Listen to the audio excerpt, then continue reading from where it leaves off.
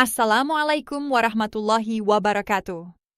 Pemirsa yang kami hormati, kabar penting dan resmi kami sampaikan untuk para pensiunan aparatur sipil negara, TNI, dan Polri di seluruh Indonesia. Informasi ini menyangkut masa depan sistem pensiun nasional, keberlanjutan pembayaran hak bapak dan ibu, serta langkah pemerintah dalam menjaga agar pensiun tetap aman, adil, dan berkelanjutan. Kami hadir untuk menjelaskan secara lengkap, tertata, dan mudah dipahami, insya Allah sampai tuntas, sehingga tidak ada kebingungan dan tidak ada keresahan yang perlu berlarut-larut. Berikut ini kami sampaikan laporan khusus yang perlu Bapak dan Ibu simak dengan tenang, karena ini adalah informasi resmi yang sedang dikaji secara serius oleh pemerintah dan berdampak langsung pada jutaan pensiunan serta calon pensiunan di masa mendatang. Pemirsa Direktorat Jenderal Perbendaharaan Kementerian Keuangan saat ini tengah mematangkan kajian besar mengenai skema pensiun yang diterima oleh aparatur sipil negara, pegawai negeri sipil, Tentara Nasional Indonesia, dan polisi.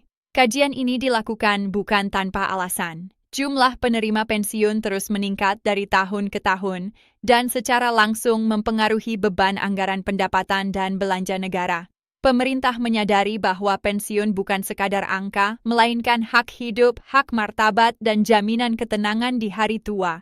Selanjutnya, kami jelaskan secara perlahan dan terstruktur. Berdasarkan data yang dipaparkan oleh pimpinan Direktorat Jenderal Perbendaharaan, jumlah penerima pensiun yang dibayarkan oleh negara meningkat rata-rata sekitar 3,1% setiap tahun. Angka ini setara dengan bertambahnya sekitar 116.000 penerima pensiun baru setiap tahunnya. Kenaikan ini bersifat konsisten dan diproyeksikan akan terus berlanjut dalam beberapa tahun ke depan. Untuk memberikan gambaran yang jelas, pada tahun 2020 jumlah penerima pensiun tercatat sekitar 3,26 juta jiwa. Angka ini meningkat pada tahun 2021 menjadi 3,33 juta jiwa. Kemudian pada tahun 2022 bertambah lagi menjadi 3,42 juta jiwa. Pada tahun 2023, jumlahnya naik menjadi 3,55 juta jiwa, dan pada tahun 2024 mencapai sekitar 3,65 juta jiwa. Pemerintah memproyeksikan bahwa pada tahun 2025 jumlah penerima pensiun akan mencapai sekitar 3,76 juta jiwa. Kemudian, tren ini tidak berhenti di situ. Pada tahun 2026 diperkirakan jumlah penerima pensiun meningkat menjadi sekitar 3,87 juta jiwa. Lalu pada tahun 2027 diproyeksikan menembus angka 4 juta jiwa. Selanjutnya pada tahun 2028 diperkirakan mencapai 4,12 juta jiwa dan pada tahun 2029 meningkat lagi hingga sekitar 4,25 juta jiwa. Ini menunjukkan bahwa dalam waktu kurang dari 1 dekade, negara harus menanggung jutaan tambahan penerima pensiun. Pemirsa yang kami hormati, seiring dengan meningkatnya jumlah penerima pensiun, nominal dana yang harus dibayarkan oleh pemerintah juga ikut meningkat setiap tahun. Selama ini, sistem yang berjalan adalah iuran aparatur sipil negara yang dipotong setiap bulan dari gaji dikelola oleh PT Taspen. Dana ini digunakan untuk program jaminan hari tua, jaminan kecelakaan kerja, serta jaminan kematian. Namun, untuk pembayaran pensiun bulanan yang diterima para pensiunan ASN TNI dan POLRI, seluruhnya masih menjadi tanggungan langsung APBN. Kemudian disinilah letak persoalan utama yang sedang dikaji pemerintah. Dengan jumlah penerima yang terus bertambah dan usia harapan hidup yang semakin panjang, beban APBN menjadi semakin besar. Pemerintah menyadari bahwa jika tidak dilakukan penataan sejak dini, maka di masa depan tekanan fiskal akan semakin berat. Oleh karena itu, Direktorat Jenderal Perbendaharaan mulai mengkaji potensi pemanfaatan akumulasi iuran pensiun agar dapat ikut berkontribusi membiayai pembayaran pensiun, bukan hanya mengandalkan APBN semata. Namun perlu kami tekankan dengan tegas dan menenangkan, sampai saat ini belum ada keputusan apapun yang diambil. Pemerintah masih berada pada tahap kajian dan pertimbangan yang sangat hati-hati. Tidak ada kebijakan yang diputuskan secara tergesa-gesa. Tidak ada perubahan mendadak. Semua dilakukan dengan pertimbangan matang dan melibatkan banyak faktor. Berikut ini kami sampaikan penjelasan penting agar tidak terjadi kesalahpahaman di tengah masyarakat. Penataan skema pensiun ini bukanlah sekadar menaikkan atau menurunkan angka gaji atau pensiun. Ini bukan keputusan sederhana. Pemerintah melihatnya sebagai bagian dari upaya besar menata organisasi negara dan melanjutkan transformasi birokrasi secara menyeluruh. Dalam proses ini, pemerintah bekerja sama dengan kementerian terkait untuk memastikan bahwa sistem remunerasi, kinerja, dan produktivitas ASN tetap berjalan seimbang dan adil.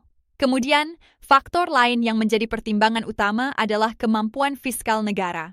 Pemerintah harus memastikan bahwa setiap kebijakan yang diambil tidak membahayakan stabilitas keuangan negara, namun juga tetap melindungi hak-hak pensiunan. Prinsipnya jelas, negara hadir untuk menjaga kesejahteraan rakyatnya, termasuk mereka yang telah mengabdi puluhan tahun. Bapak dan Ibu pemirsa, di tengah kajian ini, suara para pensiunan juga menjadi perhatian. Banyak pensiunan yang menyampaikan harapan sederhana. Mereka tidak meminta kemewahan, hanya kepastian. Seorang pensiunan guru yang telah mengabdi lebih dari 30 tahun pernah berkata bahwa yang paling penting bagi dirinya bukanlah besar kecilnya angka, melainkan ketenangan hati bahwa pensiun akan terus dibayarkan tepat waktu sampai akhir hayat. Ada pula pensiunan TNI yang mengisahkan bahwa masa pensiun adalah waktu untuk lebih banyak beribadah, berkumpul dengan keluarga, dan menikmati hidup dengan sederhana. Mereka berharap pemerintah menjaga amanah ini dengan sebaik-baiknya. Alhamdulillah, suara-suara seperti ini menjadi pengingat bahwa kebijakan pensiun bukan sekadar administrasi, melainkan soal kemanusiaan. Selanjutnya, kami beralih ke aspek anggaran negara secara umum. Pemerintah juga terus memantau penyerapan belanja kementerian dan lembaga agar anggaran yang sudah dialokasikan benar-benar dimanfaatkan secara optimal. Hingga menjelang akhir tahun anggaran, realisasi belanja kementerian dan lembaga telah mencapai sekitar 75,4%. Angka ini dinilai cukup baik, meskipun masih terdapat revisi anggaran dan penyesuaian program. Dengan pagu anggaran yang telah direvisi, realisasi belanja mencapai sekitar 67% dari outlook yang ditetapkan. Pemerintah terus mendorong optimalisasi belanja dalam periode menjelang 20 Desember agar manfaatnya benar-benar dirasakan oleh masyarakat dan turut mendukung pertumbuhan ekonomi nasional. Prinsipnya bukan memotong anggaran, melainkan memastikan belanja digunakan secara efektif dan tepat sasaran. Kemudian, terkait dengan penerimaan negara, Direktorat Jenderal Pajak juga menjalankan strategi yang terstruktur untuk mengejar target penerimaan hingga akhir tahun 2025 dan mempersiapkan pengamanan penerimaan di tahun 2026. Berbagai data terkait potensi pajak, pertukaran data antar unit di Kementerian Keuangan, serta hasil audit dan penegakan hukum dimaksimalkan penyelesaiannya hingga 20 Desember. Selain itu, strategi penegakan hukum dilakukan dengan pendekatan terpadu, melibatkan berbagai aparat penegak hukum, dan mencakup tindak pidana perpajakan, korupsi, serta pencucian uang. Semua langkah ini dilakukan untuk memastikan keadilan dan kepatuhan tanpa menciptakan ketakutan di masyarakat. Untuk tahun 2026, pemerintah juga berfokus memperkuat sistem pelayanan elektronik perpajakan, sistem pengawasan pembayaran pajak dan pengujian kepatuhan terus disempurnakan. Pemerintah berupaya agar pengawasan berbasis data berjalan efektif, sehingga kebijakan pajak dapat diterapkan secara adil dan proporsional. Kemudian, terkait pengaturan pajak penghasilan tertentu, pemerintah menegaskan bahwa insentif pajak tetap dilanjutkan bagi wajib pajak orang pribadi dan usaha perseorangan dengan ketentuan yang jelas. Batas peredaran bruto sebesar 4,8 miliar rupiah per tahun menjadi acuan penting. Jika melebihi batas tersebut, maka skema pajak final tidak lagi dapat digunakan. Semua sistem ini telah didukung dengan pemadanan data yang terintegrasi. Pemirsa yang kami muliakan, seluruh kebijakan ini, baik di bidang pensiun, anggaran, maupun perpajakan, memiliki satu tujuan utama, yaitu menjaga keberlanjutan negara dan kesejahteraan rakyat. Pemerintah memahami bahwa bagi para pensiunan, stabilitas dan kepastian adalah hal yang sangat berharga. Oleh karena itu, setiap langkah diambil dengan penuh kehati-hatian dan tanggung jawab dengan izin Allah. Sebagai penutup, kami ingin menyampaikan pesan menenangkan kepada Bapak dan Ibu semua. Tidak ada keputusan yang akan diambil secara sepihak. Tidak ada hak yang akan dihilangkan begitu saja. Pemerintah terus mendengarkan, mengkaji, dan mempertimbangkan semua aspek demi kebaikan bersama.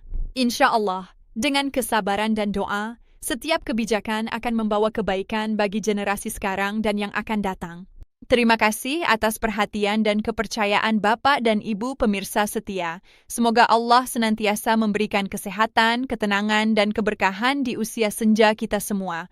Mohon kesabaran, teruslah berharap, dan jangan lelah berdoa. Silakan dukung kami dengan menekan tombol suka, membagikan informasi ini kepada sesama pensiunan, dan berlangganan agar tidak tertinggal pembaruan resmi berikutnya.